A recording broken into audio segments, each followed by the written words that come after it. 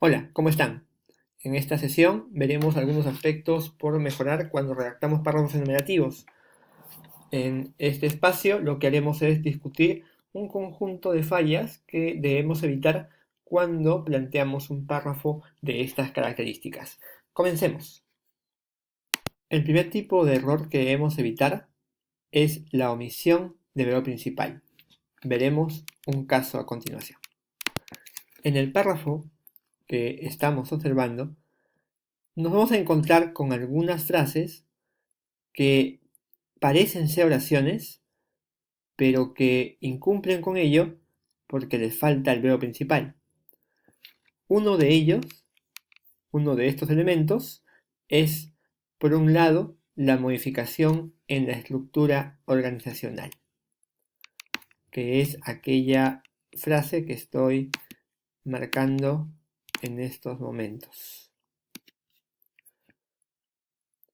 Como ven, en esa frase no se hace presente un verbo principal, por lo tanto no la puedo considerar oración y no podría, ¿no?, ir con un punto final. En la misma línea tenemos la siguiente frase, por ejemplo, el ingreso de nuevos socios y supervisores. Otra frase que nos genera la misma confusión es, por otro lado, la creación de nuevos puestos de trabajo. Otra frase del mismo tipo, en segundo lugar, el abuso de poder en la organización. Otra frase igual, el factor del mal clima laboral. ¿Qué ha sucedido aquí? En la mayoría de estas frases no hay verbo principal, pero sí podemos encontrar un sustantivo que remite a una acción, por ejemplo, modificación, por ejemplo, ingreso, por ejemplo, creación. Entonces, lo que sucede es que estos sustantivos generan alguna confusión en el lector y lo que producen es que asuma que estos elementos son verbos, pero en realidad son sustantivos. Y hay que tener cuidado, hay que diferenciarlos de los verbos. ¿Ya? Muy bien. Eso sería la primera falla que se suele cometer en este tipo de párrafos. Otro error que se suele cometer es mezclar ideas de distinta jerarquía en una oración. ¿Qué significa esto? Que las ideas principales se mezclan a veces con las ideas secundarias o las secundarias se mezclan con las ideas terciarias. La idea, el objetivo es que en el armado de los párrafos esto no ocurra, porque cada una de estas ideas tiene una jerarquía distinta y por lo tanto debe estar separada, ¿no?, mediante un punto y de manera discursiva. De esa forma se nota cuál es la separación jerárquica de estas frases. Veamos un ejemplo concreto. En este esquema, que aborda las razones del acoso moral, notamos dos ideas secundarias. En la primera de ellas sucede lo siguiente: me plantean como idea secundaria problemas de estructura organizacional y como idea terciaria desarrollo de una política organizacional diferente a la actual. Veamos qué sucede en el párrafo. Lo esperable es que 1.1 esté en una oración y 1.1.1 esté en otra. En este caso, en la parte que está subrayada en rosado, notamos que se han mezclado la idea secundaria con la idea terciaria, porque se menciona los problemas organizacionales que eran parte de la idea secundaria y al mismo tiempo se menciona la política laboral diferente que era parte de la idea terciaria, y se han unido estas dos ideas en una sola oración, lo que hace perder de vista la jerarquía que existe entre ambas ideas, ¿no?, en función del esquema que se ha creado previamente. Otro error que debemos evitar es el uso de palabras imprecisas. En algunos casos, cuando redactamos, utilizamos palabras que solemos usar cuando hablamos. Por ejemplo, tener, hacer, dar, decir. Pero esas palabras en la comunicación escrita, en la comunicación académica escrita, deben evitarse. Veamos un ejemplo concreto. En este fragmento encontramos dos palabras imprecisas. La primera está en la primera línea, es el caso de tenemos, y la segunda está en la sexta línea, es el caso de la palabra da. La primera se puede reemplazar por una frase como la siguiente. Una de ellas es el cambio en la estructura organizacional. ¿Por qué? Porque una de ellas se referiría a una de las razones. Y en el caso de la segunda palabra, se está planteando que ha ocurrido una desvalorización del trabajo de los empleados. Entonces, la palabra que reemplaza podría ser produjo. Se produjo la desvalorización del trabajo en los empleados. Muy bien, ese sería el caso de las palabras imprecisas. Por último, debemos evitar confundir un inciso con una oración. Veamos un caso concreto de este tema. En el caso que veíamos hace un momento, encontramos una frase bastante extensa que ha sido presentada como si fuese una oración. Esta que se está marcando con el cursor en este momento. Que comienza con como y que está en las últimas dos líneas. Si la observamos bien, notamos que no presenta verbo principal. El único verbo es recibe, pero está subordinado por el elemento que.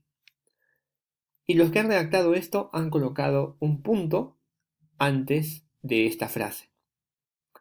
Lo que correspondería en este caso es que vaya una coma, porque lo que viene es un inciso, un comentario de lo que se ha planteado antes. Y como es un comentario bastante extenso, es posible que se lo confunda con una oración. Por eso es importantísimo que tengan mucho cuidado y que evalúen en este caso dónde está el verbo principal y si esta frase contiene un verbo principal. Como hemos notado, no lo presenta, entonces uno debe buscar en la otra parte de la oración y ver si es que ahí está. Es más, en el caso de esta oración, sucede que en esta parte tampoco hay un verbo principal, que podría ser tranquilamente es, ¿no? Podría ser algo así como el segundo es el hostigamiento laboral a los empleados. Y luego vendría esta otra frase bastante extensa. Esta última falla está vinculada con el hecho de reconocer los verbos principales y también con el hecho de diferenciar entre oraciones y comentarios adicionales que a veces se colocan dentro de la oración y que se marcan con comas. Esos comentarios adicionales se llaman incisos. Terminamos esta sesión con un consejo sobre la estructura y los conectores que se deben usar para presentar adecuadamente esa estructura. Veamos un caso concreto. En el presente párrafo nos encontramos con ideas claramente delimitadas por las oraciones que las contienen. ¿Cómo así? Bueno, en la primera oración encontramos la palabra razones y la frase el acoso laboral. Lo que me dice esa oración es que el tema que se aborda en este párrafo son las razones del acoso laboral. Por otro lado, en este mismo párrafo encontramos dos conectores que me indican el inicio de la primera idea secundaria y el inicio de la segunda idea secundaria. Estas dos ideas están marcadas con el resaltado en celeste. Una es el conjunto de eficiencias en la organización del trabajo y la otra razón, la otra idea secundaria, es la cultura institucional que aprueba el acoso moral. Luego, este párrafo presenta dos ideas terciarias que están marcadas con verde respecto de esta idea secundaria. Como ven, cada idea terciaria es una oración. Y en este caso, se ha agregado un ejemplo para ilustrar mejor la idea terciaria. Y el ejemplo aparece en un nivel mucho más específico, ¿no? Ya ni siquiera es parte del esquema necesariamente, sino que es parte de una aclaración de la idea terciaria. Lo mismo pasa en la segunda parte. Viene el conector que inicia la segunda parte de la segunda idea secundaria, se coloca la idea secundaria que está marcada con celeste, luego viene la primera idea terciaria, luego viene una oración que está marcada con este otro color, que lo que está indicando es que es un ejemplo de la oración previa.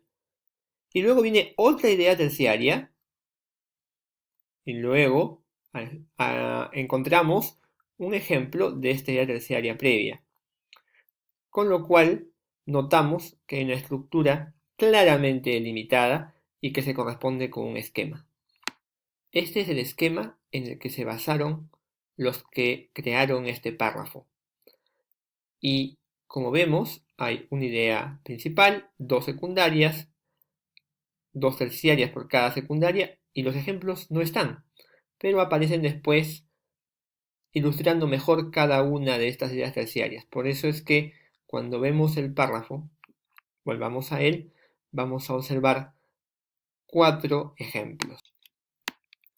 Primera idea terciaria, ya que viene aquí, desde las deficiencias de los trabajadores, su respectivo ejemplo.